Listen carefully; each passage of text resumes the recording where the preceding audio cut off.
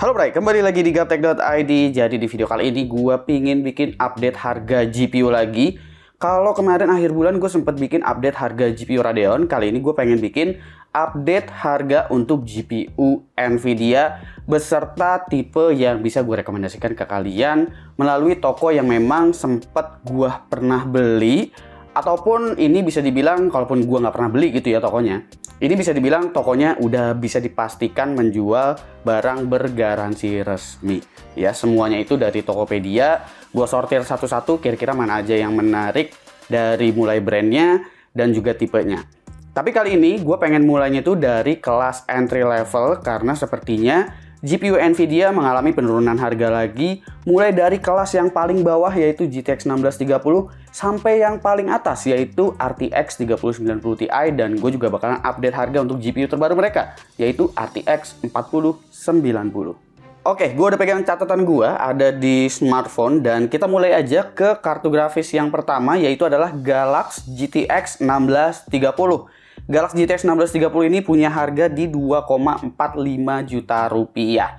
Ya, ini adalah harga termurah untuk kartu grafis entry level Nvidia saat ini ya. GTX 1630 itu bisa diandalkan sebagai stream machine dengan NVENC-nya sebagai encoder. Tapi secara kemampuan GPU sebenarnya semisal kalian mau main game doang, sebenarnya gue lebih merekomendasikan seperti RX 6500 atau RX 6400. Jadi kita next aja ke varian yang agak tinggi sedikit, satu level di atasnya, yaitu adalah Asus TUF GTX 1650 GDDR6. Gue di sini nggak masukin yang versi GDDR5 karena harganya GDDR5 menurut gue nggak worth it. Jadi di sini untuk TUF Gaming ada di angka 2,755 juta rupiah. Selain ini adalah seri yang memang bukan paling bawah dari Asus, yaitu adalah TUF Gaming. Seri tengahnya, Asus juga punya garansi yang panjang untuk kartu grafisnya ya. Tapi kalau kalian mau pingin murah lagi, itu sebenarnya ada Colorful GTX 1650 GDDR6. Harganya kurang lebih selisih sekitar 100 ribuan, jadi kalian pilih aja mau TUF Gaming atau Colorful. Kalau Colorful di sini dia tipenya yang Battle X ya. Ini sebenarnya tipe yang paling basic dari Colorful. Next yang gue masukin list di sini adalah Galaxy GTX 1660 dengan harga 3,4 juta rupiah. Galaxy GTX 1660 di sini juga udah dual fan. Ini yang polos ya, 1660 GDDR5. Ini harganya udah cukup oke, tapi menurut gue yang selanjutnya ini jauh lebih menarik, yaitu adalah Gigabyte GTX 1660 Ti dengan harga 3,45 juta rupiah. Jadi dengan nambah cuma 50.000 nih ya, lu bisa dapetin GPU yang secara raw performance mendekati mepet banget dengan RTX 2060, tapi absen untuk Tensor Core dan juga kemampuan ray tracingnya. Lalu selanjutnya di kelas tengah di sini Gigabyte lagi-lagi mengalami penurunan harga yaitu adalah Gigabyte RTX 2060 dengan harga 3,91 juta rupiah. Jadi buat kalian yang mungkin masih bisa nambah budget lagi sedikit dari 3,45 juta jadi 3,9 sekian juta, kalian bisa dapetin RTX 2060 6GB dari Gigabyte. 6GB dari Gigabyte. Ya, keunggulan dari Gigabyte juga selain soal kualitasnya yang memang udah kalian pada tahu lah ya, kalau Gigabyte memang bagus, garansinya juga panjang yaitu 3 tahun, oke? Nah, next kita ada di sini gue masukin Zotac RTX 3050 Twin Edge dengan harga 4,75 juta rupiah. Ya, sejauh ini memang Zotac memiliki harga yang cukup kompetitif di pasaran ya untuk beragam kartu grafisnya. Tapi yang lain juga udah pada ngikutin nih, bahkan termasuk Gigabyte yang harga 2060-nya udah mulai turun. Sebenarnya 3050 sama 2060 ini ya lebih kencang 2060 sih, tapi kalau kalian cari VRAM yang lebih gede untuk kebutuhan editing mungkin ya 3050 pilihannya, atau kalian cari yang memang kalau di undervolt itu power efisiensinya masih dapat 3050 solusinya. Tapi kalau misalkan kalian mau nambah budget lagi sedikit, sebenarnya ada RTX 2060 semisal kalian pingin VRAM yang gede. Next yang gue masukin di sini adalah RTX 3060 dari Palit. Ini menurut gue RTX 3060 yang harganya sangat-sangat worth it di angka 5,5 juta rupiah. Palit juga di sini untuk garansi resminya diurus sama NJT atau AGS ya, AGS-nya NJT tapi bukan AGS-nya yang ngurus Furion, itu beda ya. Nah, jadi di sini menurut gue harga dari Palit RTX 3060 juga udah cukup oke. Dan di sini 3060-nya yang dual fan ya. Lalu selanjutnya adalah RTX 3060 Ti dari Galaxy. Nah, ini 3060 Ti-nya ada di angka 6,5 juta rupiah Dimana performa dari 3060 Ti sendiri, meskipun VRAM-nya kecil, ini kemampuannya sebenarnya udah lumayan dempet dengan RTX 3070 loh. Jadi menurut gua oke banget semisal kalian nyari raw performance ya, bukan nyari VRAM. Sementara di sini gua untuk RTX 3070 gua nggak masukin ke dalam list karena ketika gua cek di marketplace itu harganya lagi tanggung-tanggungnya. Ya, gue belum lama ini juga beli RTX 3070, tapi saat itu harganya masih punya gap antara 3070 Ti dan juga 3080. Tapi untuk saat ini, harga 3070 sampai dengan 3080 itu semuanya lagi dempet-dempet banget dan gue ngerasa 3070 jadi kurang oke untuk dibeli, bukan berarti nggak bagus. Jadi di sini yang gue masukin adalah RTX 3070 Ti ROG Strix. Ya, ini harganya hanya 8,99 juta rupiah aja. Kenapa gue masukin list ya? Karena ini ROG Strix gitu. Dengan harga segini dapat ROG Strix dan 3070 Ti yang dimana kemampuannya juga udah lumayan deket memang dengan RTX 3080 plus garansinya panjang. Ditambah lagi coolingnya juga mantep banget untuk si ROG Strix ini.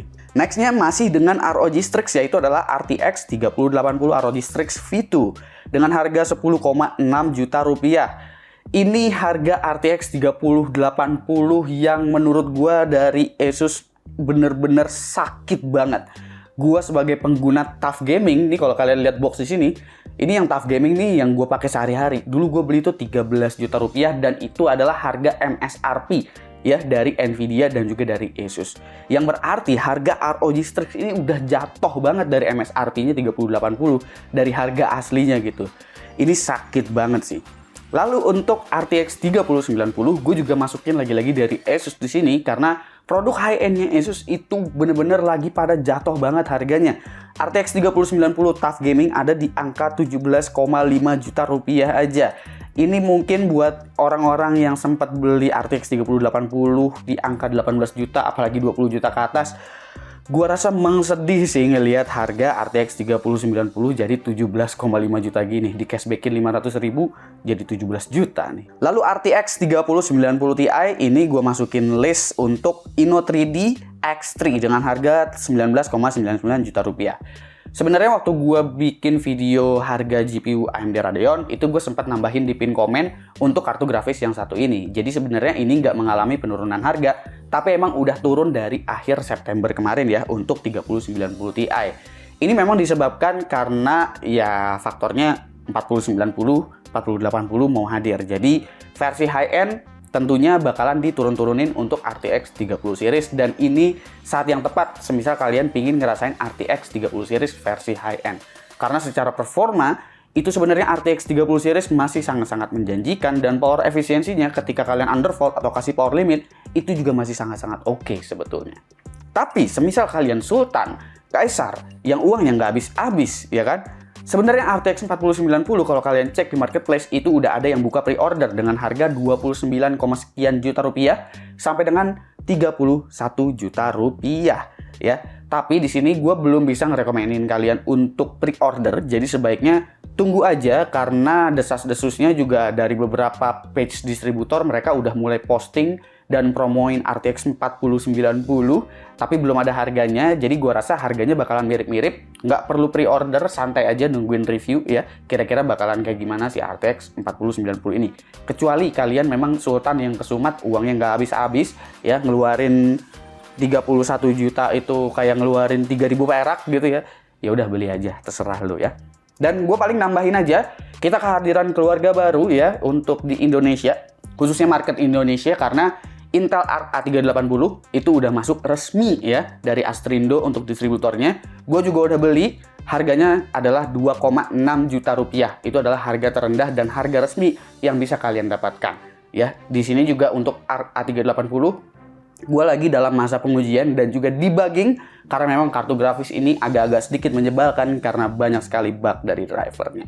Jadi gue harus cek-cek dulu, gue catat-catat dulu apa aja yang bisa gue bahas, nanti tungguin aja videonya. Gue akan bahas lengkap mulai konsumsi daya, benchmark, abis itu bugnya apa aja, encoder EV1-nya seperti apa, cara kerjanya, hyper encode-nya seperti apa, itu nanti gue bakalan bahas semuanya. Oke?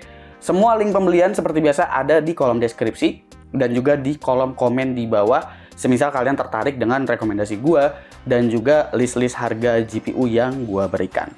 Mungkin nanti gue bakalan bikin juga untuk GPU Radeon-nya di bulan Oktober ini, mungkin di akhir, karena gue kemarin bikin yang Radeon itu udah masuk ke akhir bulan ya, di bulan September kemarin.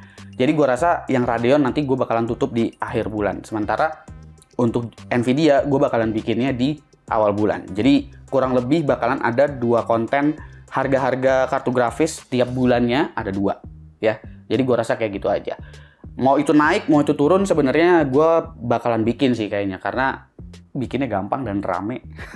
Oke, segitu aja kira-kira kartu grafis mana yang menurut kalian dari Nvidia yang paling menarik. Silahkan komen aja di bawah. Atau kalian tertarik juga sama A380? Kalau gue sih enggak ya.